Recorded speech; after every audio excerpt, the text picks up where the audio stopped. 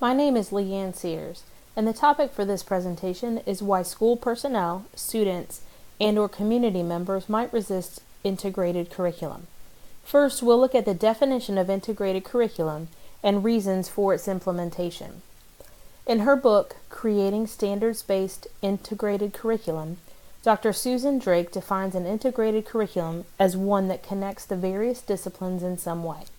Any combination of subjects can be used, depending on the willingness of the teachers involved. An integrated curriculum may use multiple content area teachers for planning and implementation, or it could use one teacher covering several subjects. The principles of constructivism state that learners learn not by memorizing facts, but that they learn by doing. Students learn by researching relevant questions and applying that knowledge across different subjects. One of the biggest challenges for educators is creating a curriculum that is both relevant and accountable to the standards that they follow. The Common Core state standards that were adopted in the last 10 years aim to have students learn both the classics as well as popular culture. Those same standards support literacy over all content areas, not just English and language arts. In her 1993 article, Content Area Reading, It's Not My Job, Noreen McAloon questions where content area reading fits in subjects outside of English and language arts. She noted three main objections by teachers: curriculum, methods, and job description. First, let's look at curriculum. McAloon says that some teachers feel an obligation to cover the material they've covered in previous years. After all, it is their curriculum. Some also wonder what will happen when new standards or programs are instated. Teachers also worry about time constraints. If there were time for content area reading with everything else that needs to be covered, it would have been part of the curriculum already. So what gets cut to add the content area reading? Another objection is reading methods. While educators want to provide the best instruction to their students, some may not have been trained in teaching reading methods or were trained in an environment that focused on content, not the process of teaching said content. A third objection is that some teachers may not feel that it is their job to teach content area reading, particularly if there is a reading specialist that is an expert in a particular content. Susan Schramm-Pate pointed out that educators face other challenges when deciding whether to implement an integrated curriculum.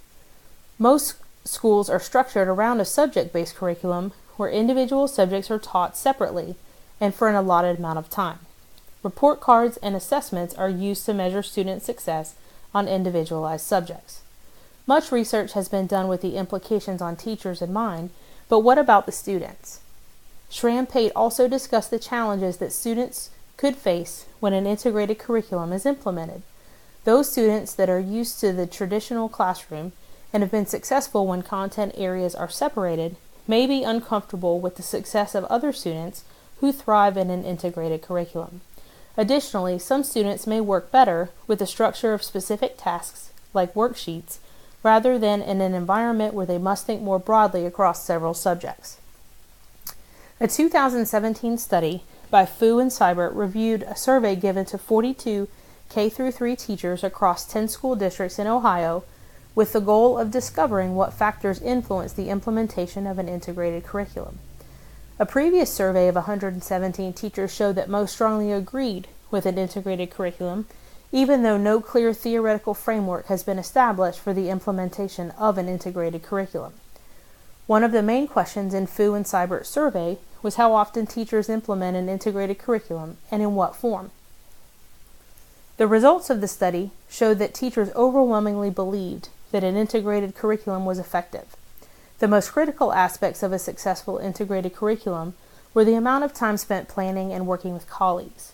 Although teachers believed in the effectiveness of an integrated curriculum, however, many teachers preferred less integrated forms, possibly because of the time involved in the planning. One interesting result of the survey was that the more support teachers received from the community, the less integrated their curriculum seems to be. The author stated that more research would be needed to determine why that seems to be the case. Most research already conducted shows the benefits of an integrated curriculum in some form. As heard in Edutopia's video Common Sense, an overview of integrated studies, further breakthroughs in education will come from understanding that people learn best by integrating bits of information and combining them to create something that is greater than the sum of all its parts.